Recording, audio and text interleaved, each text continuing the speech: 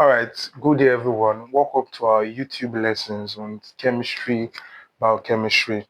Now, we'll be looking at proteins today, and to be very precise, we'll go down at the look at the amino acids. Now, what are proteins? Proteins are macromolecules which have repeating unit called amino acids. Now, why are they called amino acids? This is because they have COOH and NH2. They have the amino group and the carboxylic acid group. So they are called amino acid.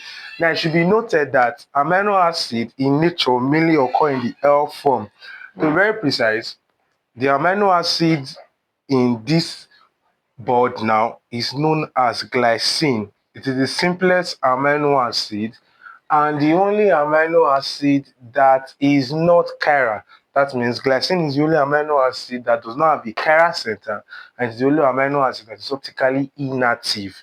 Yes, other amino acids, when I just change it and put CH3 there, this become alanine, L-alanine, L-alanine.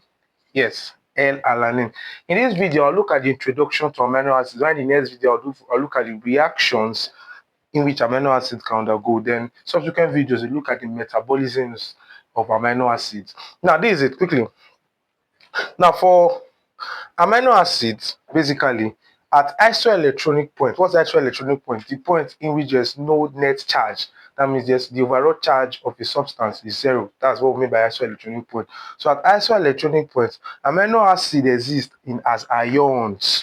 Yes, they exist as ions known as zeta ions. So I'll look at this. These are the zeta ions. Look at isoelectronic point exists as ions called zeta ions.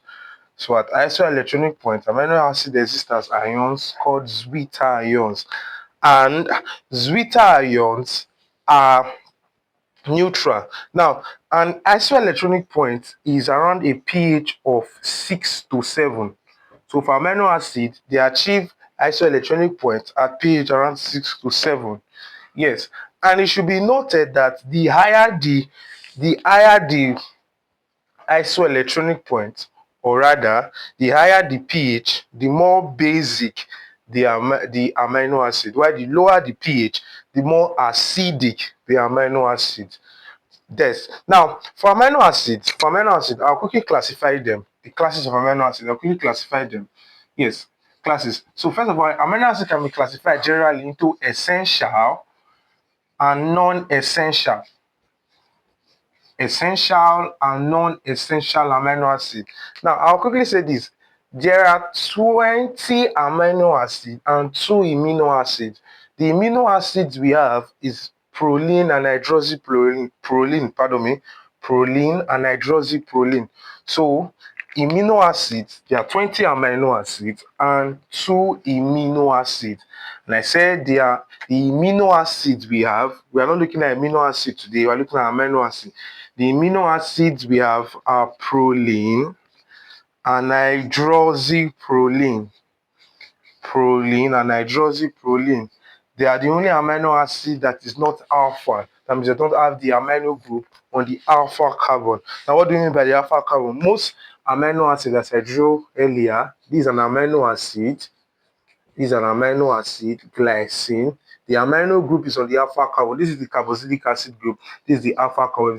If there's any other carbon, let's say alanine, for instance, this is alanine, this carbon becomes the beta carbon. So the only amino acid that do not have their amino group on the alpha carbon is proline and hydroxyproline. And they are not amino acids, they are amino acids. Yeah, so most amino acids are in the L form, and they can all be called alpha amino acids, all the 20 amino acids.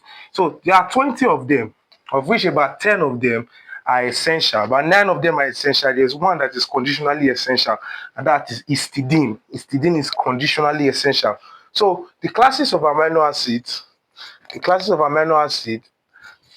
can be essential and non-essential. What's an essential amino acid?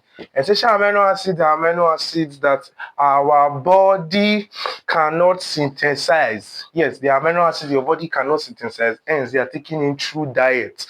Why non-essential amino acids your body can synthesize? Example of non-essential, I'll just list them: alanine, glycine, and aspartic acid, glutamic acid, and so on and so forth. Those are non-essential. But if we can know the essential amino acid, the remaining ones are non-essential. So the essential amino acid we need through diet, yes, are, I give it an acronym, PVT team all. PVT team all, where H, histidine, is conditionally essential. So histidine is usually essential for children, not really essential for adults. So histidine is conditionally essential. So if I count 1, 2, 3, 4, 5, 6, 7, 8, 9, 10, leaving histidine out makes it 9. So what does P stand for? This is phenylalanine. Phenylalanine, yes. This is phenylalanine. So this is valine. This is tryptophan. Tryptophan and phenylalanine have aromatic side chains, so your body cannot synthesize them. So this is tyronine. Tyronine. Now this is isoleucine. Isoleucine. This is methionine. Methionine. This is histidine. Remember, histidine is conditionally essential. So this is arginine. This is lysine and leucine. So any amino acid that is not here is non-essential. But we have to talk about one. It's called tyrosine. Now, tyrosine is very similar to phenylalanine.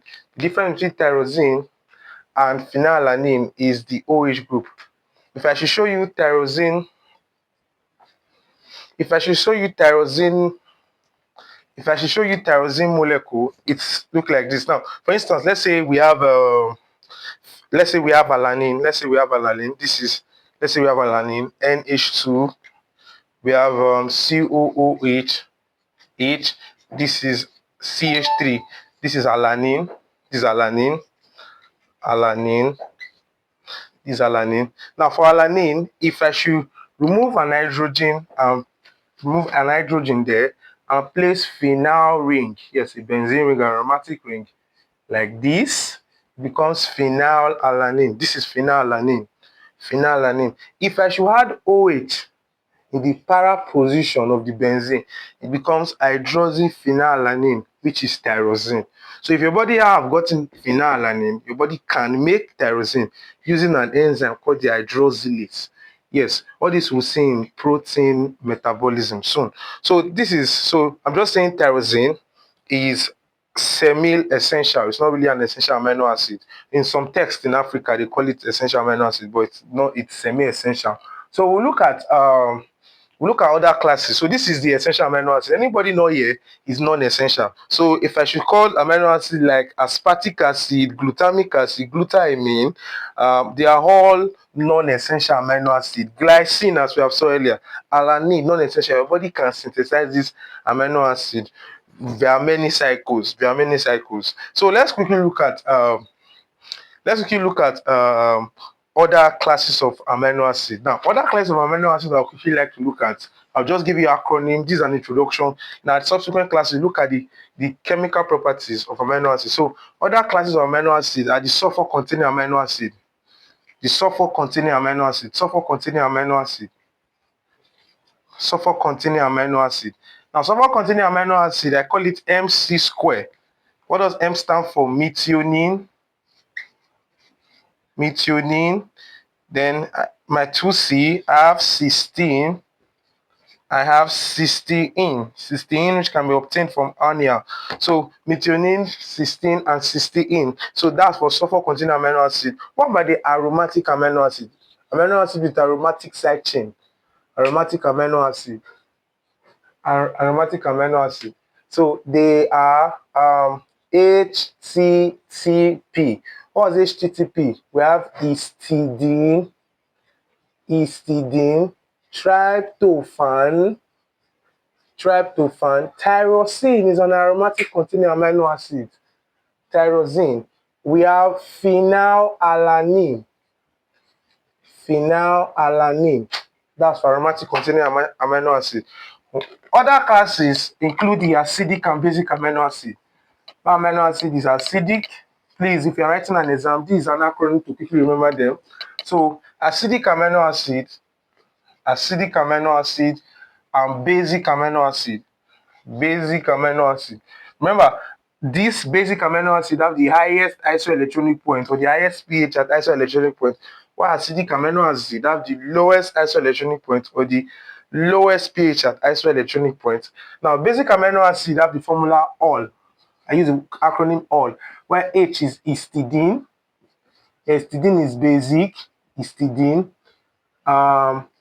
arginine, and lysine. So these are the basic amino acid. For acidic amino acid, I have Ag.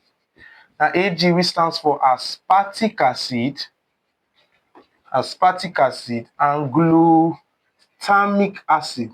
Glutamic acid. So these are the acidic amino acid. They have the lowest pH at isoelectronic point, or they have an extra usually they usually have contain extra positive, or rather extra negative charge at isoelectronic at their isoelectronic point. That means they don't really have isoelectronic point.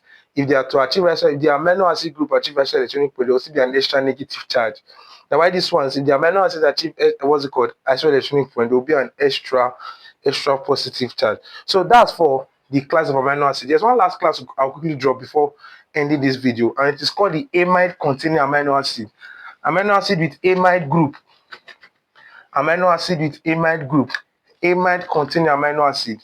So the amide group is written as CONH2. In case you don't know, that's the amide group. So amide containing amino acid, amide containing amino acid is also Ag. So here I have arginine, I say arginine, aspartame, and glutamine or glutamine. Aspartame and glutamine. So these are the amide containing amino acid, aspartame and glutamine, while aspartic acid and glutamic acid are um are, acidic containing amino acid. So we've come to the end of this video. In our next lessons, we'll look at the chemical properties and more of the physical properties, and we dive into more of the chemistry. Then the third video for amino acid, we'll look at the metabolism of amino acids. We'll see you guys in the next video. Don't forget to like, share, and subscribe if this video is important to you, or if you have learned, don't forget to hit the subscribe button and like, so that other people who need this video, or this video should be relevant to, will also get it. So please, this is enough for the classes of amino acid. So until we see next, it's a bye.